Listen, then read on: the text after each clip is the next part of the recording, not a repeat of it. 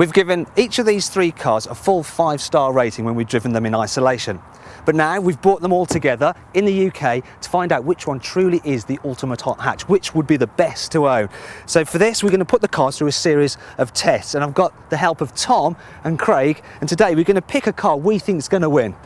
Obviously, being the oldest one here, and the most boring, I went for the Golf GTI. Tom chose the Focus RS, believing that its 305 horsepower would wipe the floor with the other two cars. And Craig, well, he picked the Renault, because that was the only car left. Right then, our first test is all about fun. A hot hatch should provide plenty of miles per hour on a twisty piece of road. I think that in isolation, this Golf is pretty good. But when you drive it back to back with the other two cars, I mean, it's completely outclassed. The chassis is nowhere near as sharp. It doesn't have such fine levels of front-end grip either. And you can feel the whole body kind of moving about underneath you. It's good, but it ain't as good as the other two.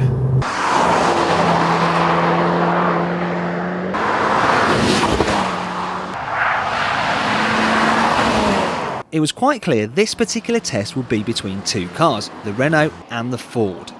Focus might not have the sort of track day appeal of the Renault or the super refined, comfortable interior of the Golf.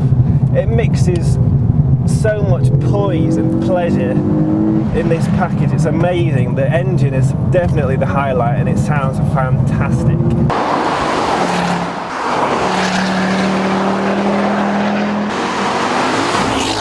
There can be no denying the Focus RS is impressive to drive, but amazingly, despite being 75 horsepower down on power, the R26R is even more fun. The Megane is the most sure-footed one here. It just stays flat under cornering, it's so much fun. Unlike the Golf, it's got a sense of occasion to it, and unlike the Focus, you haven't got a wobbly steering wheel when you put your foot down. So there you go, it's the Renault which is the best to drive, and therefore it wins the fun test. OK, let's leave the twisty roads and head into town to see what these cars are like for the daily commute. After all, a hot hatch has to be just as good at shunting along a jammed motorway as hooning around B roads. And it's here the all-round ability of the VW starts to make so much sense. The great thing about the GTI is that it really is a car that you can use every day. I mean, commuting into town, it's so comfortable, the cabin's so nicely built, it's definitely better than the other two, and it's got great insulation. The Focus RS, on the other hand, well, it isn't as quiet, and it isn't quite so nice inside either. But it's a whole heap better than the noisy, stripped-out Renault, which doesn't even have a stereo. So then, the Golf GTI is the best when it comes to commuting. Next test is all about practicality, and for this we headed to IKEA.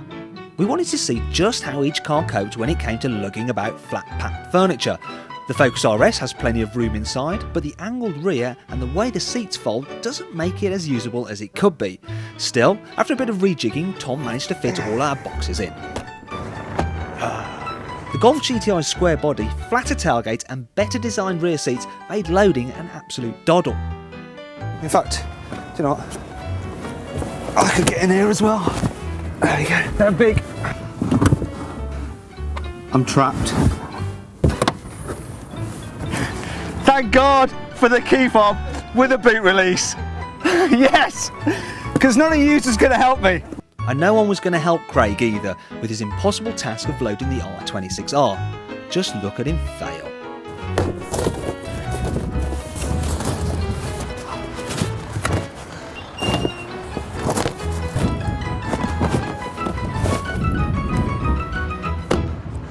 So then, when it comes to practicality, the Golf is the winner. Our next test is all about image, and to find out what people think about each of these different cars, we headed to a trendy pub in the West End of London. I wouldn't have the Ford because it's probably got the switchgear out of a Fiesta. I would not have the Renault because it's French. It will probably handle quite well, but it's going to break down in a year. The Golf's just solid and always has been, always will be. I preferred this one, but probably because it's the least boy racery looking one. Well, the Ford Focus is definitely the meatiest, and I don't really like Fords. I'd probably go for the VW, but the Ford based on the brake horsepower, 300 brake horsepower, I think it is. Yeah, based on pure power. So that's what it's all about. Not cool, absolutely not. No go.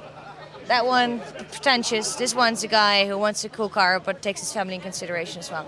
Purely on looks, I think I'd be a little bit embarrassed to drive the Megane or the Focus. Well then, it looks like the Golf has the best image too. And that means it has won 3 out of our 4 tests, and that's why it's the best all-round hot hatch.